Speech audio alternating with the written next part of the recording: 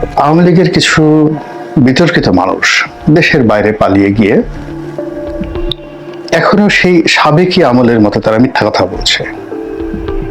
এখনো তারা হুমকি দিচ্ছে, ধামকি দিচ্ছে এবং এমন একটা ভাব দেখাচ্ছে যে তারা কোনো অন্যায় করেনি, বরং পুরো দেশ জাতি তাদের সঙ্গে বেইমানি করেছে। তাদের অ্যাটিটিউড দেখে মনে হচ্ছে যে তারা এই জাতির জন্য নিজেদের শেষ রক্তবিন্দু তারা ঢেলে দিয়েছে, আর এই অকৃতজ্ঞ জাতি তাদেরকে নানা রকম কষ্ট দিয়েছে, দুর্ভোগ দিয়েছে, দুর্দশা দিয়েছে, নির্যাতন করেছে, জুলুম করেছে এবং তাদেরকে দেশ ত্যাগে বাধ্য করেছে। তারা সাধ্য তেঁতুলের বেশি এই ইউনূস সরকার এবং অন্যান্য যারা আছে তারা অপপ্রচার চালাচ্ছে তাদের বিরুদ্ধে। তারা একটি টাকাও বিদেশে পাচার করেননি এবং বাংলাদেশে তারা একেবারে সোনার মোহর দিয়ে বাংলাদেশকে ভরে দিয়েছে।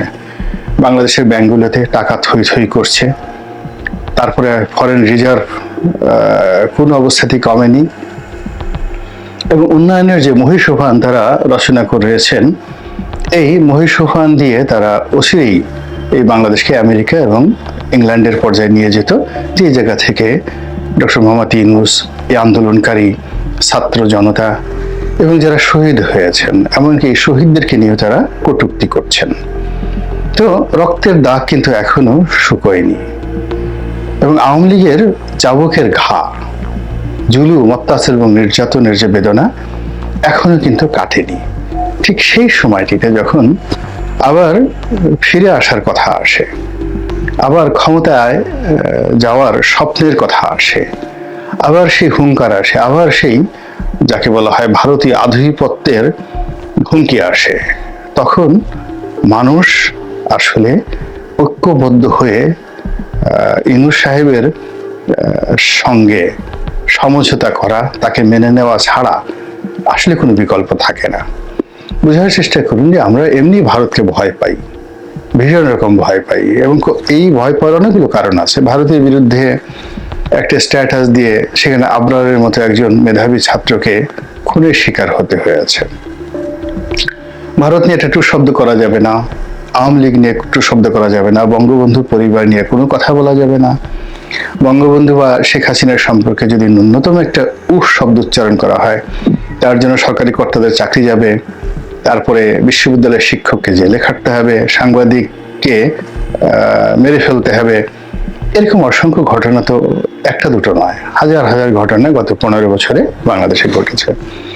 তো সেই ঘটনার প্রেক্ষাপটে যখন এরকম একটা গণ আন্দোলন হলো, সেই গণ আন্দোলনের পর বাংলাদেশে আবার এত ত্রিশঙ্কু, মানে 3 দিক থেকে বিপদ বিপত্তি।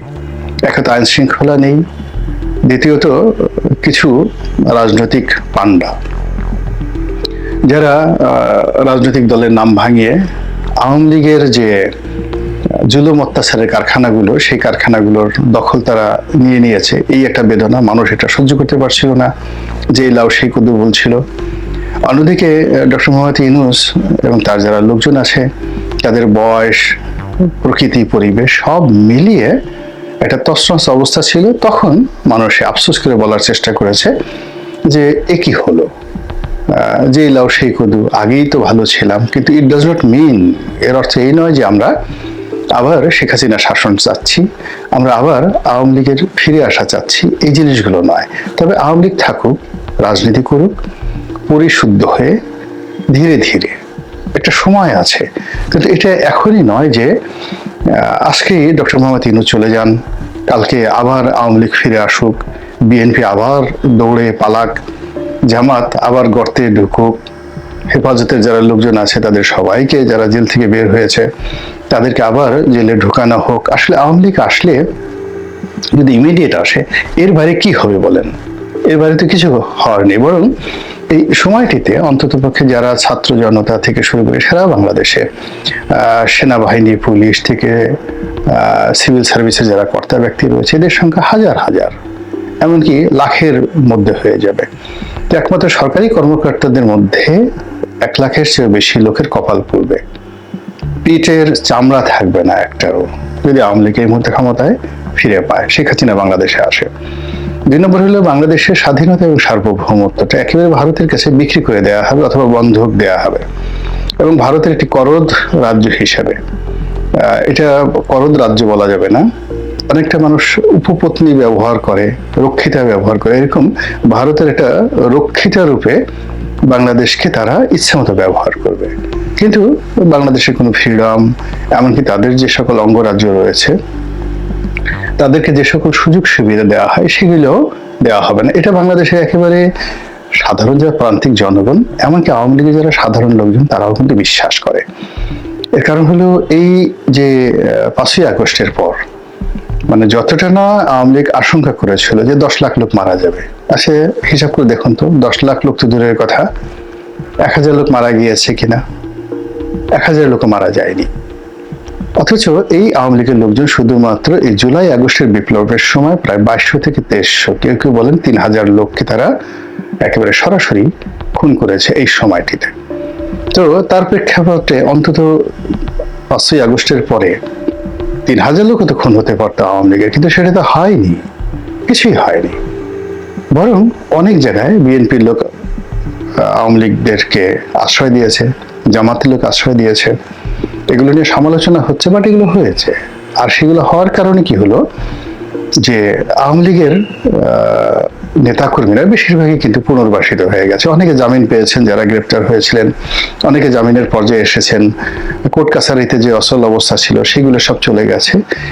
এই অবস্থাতে যখন ভারতের মিডিয়া বাংলাদেশ দখলের জন্য প্রোপাগান্ডা শুরু করলো, এই আজ দখল করবে, কাল দখল করবে, এরপরে ভারত থেকে যেভাবে প্রচার করা হচ্ছে বাংলাদেশের লোকদেরকে হোটেলে জায়গা দেওয়া হবে না, চিকিৎসা দেওয়া হবে না, ভারত থেকে প্রচার করা হচ্ছে আলু, পটল, পেঁয়াজ, কাঁচামরিচ, আদা, লবণ কিছুই বাংলাদেশে পাঠানো হবে না, বাংলাদেশ না খেয়ে মরবে, এই জিনিসগুলো ডক্টর মোহাম্মদ ইউনূসকে একটা সুবিধাজনক জায়গাতে নিয়ে এসেছে।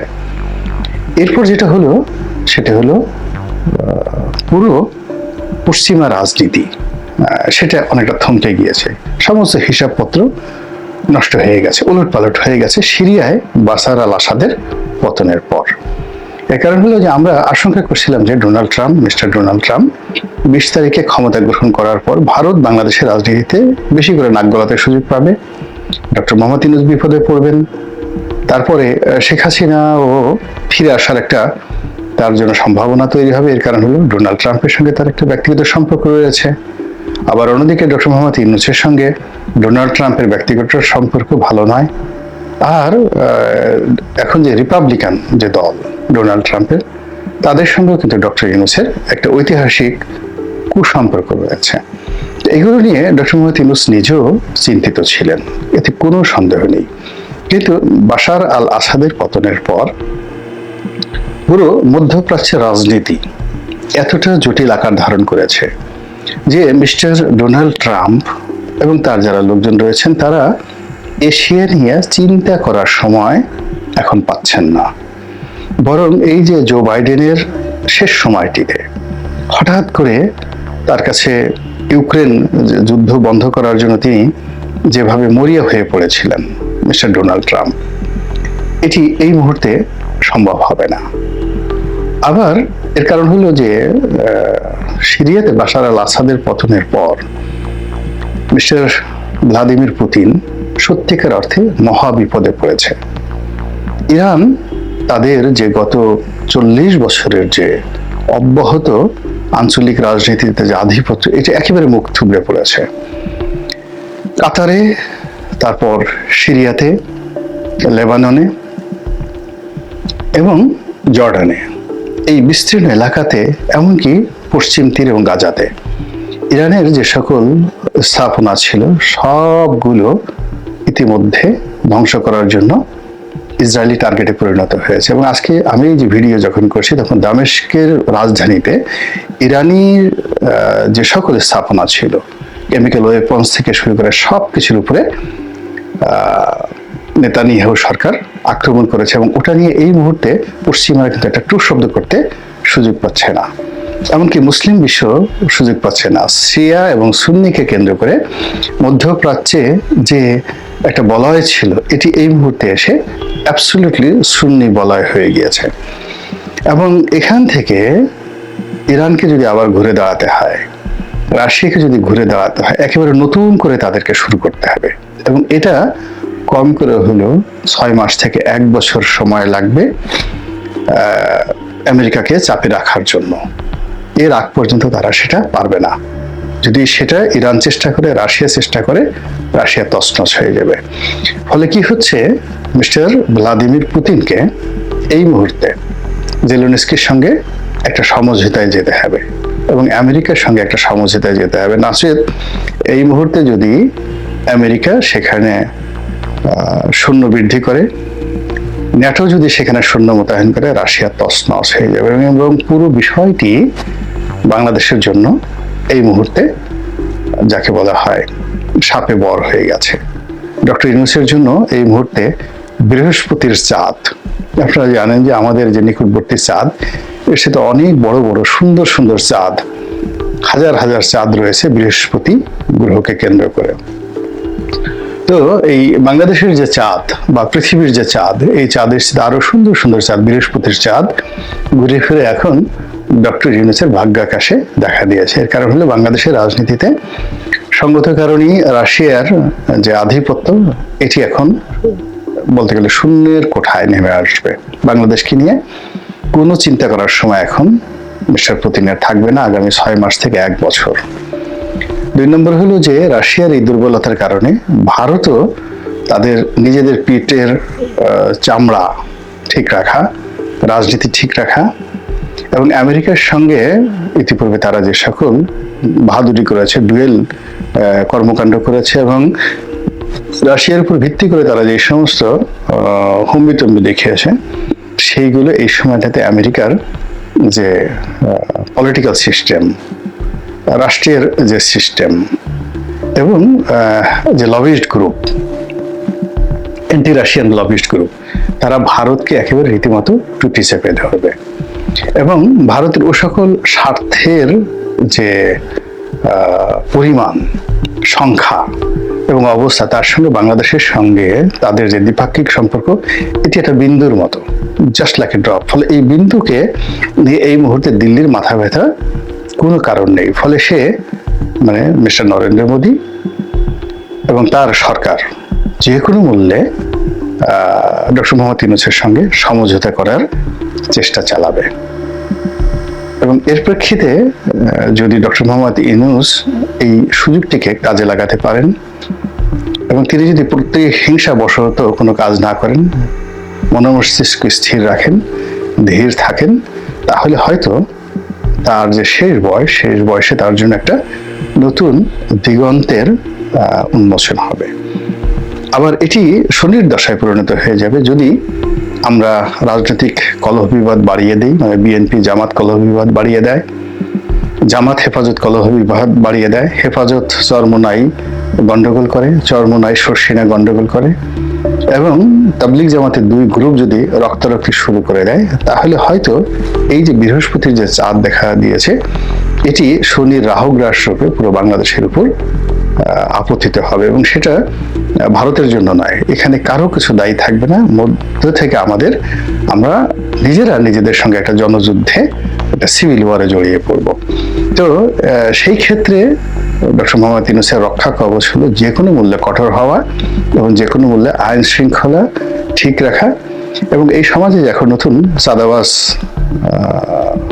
যাদের উপদ্রব শুরু হয়েছে, বিভিন্ন জায়গাতে যে পলিটিক্যাল হানাহানি শুরু হয়েছে, আধিপত্য বিস্তার শুরু হয়েছে, তারপর অন্য যে সকল উগ্রবাদ দেখা দিয়েছে, এগুলোকে একেবারে যাকে বলা হয় ম্যাচাকার করে দিতে হবে।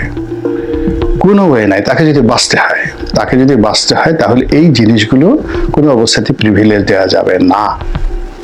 তাকে দেখার দরকার নাই, ওপাশে বিএনপি, ওপাশে আওয়ামী লীগ, ওপাশে জামাত নাকি হেফাজত নাকি এই যে সংগঠক, কোনো কিছুর দরকার নাই। তার হাতে যে রাষ্ট্রীয় দণ্ড আল্লাহ রাব্বুল আলামিন দিয়েছেন, তাকে যে সিংহাসন দিয়েছেন এটির মর্যাদা রক্ষা করে তিনি যদি একেবারে হযরত উমরের মতো তিনি যদি নিরপেক্ষ হন এবং আল্লাহকে হাজির নাজির জানেন এবং সেভাবে যদি কঠোরতা অবলম্বন করেন, তাহলে এই যে প্রকৃতি তাকে যে সুযোগ দিয়েছে, বিশ্বের রাজনৈতিক পরিবর্তিত রাজনৈতিক প্রেক্ষাপট তাকে যে সুযোগ দিয়েছে, এই সুযোগটি কাজে লাগালে অর্থনীতি, সামাজিকতা, রাষ্ট্রীয় সংহতি এবং একটি স্বাধীন সার্বভৌম রাষ্ট্র হিসেবে ভারতের চোখে চোখ রেখে একটা বলিষ্ঠ রাষ্ট্র হিসেবে আত্মপ্রকাশ করার যে সুযোগ প্রকৃতি আমাদেরকে দিয়েছে, আল্লাহ রাব্বুল আলামিন আমাদেরকে দিয়েছেন, তা আগামী দিনে বাংলাদেশকে সত্যিকার অর্থে একটা ভালো জায়গাতে নিয়ে যাবে।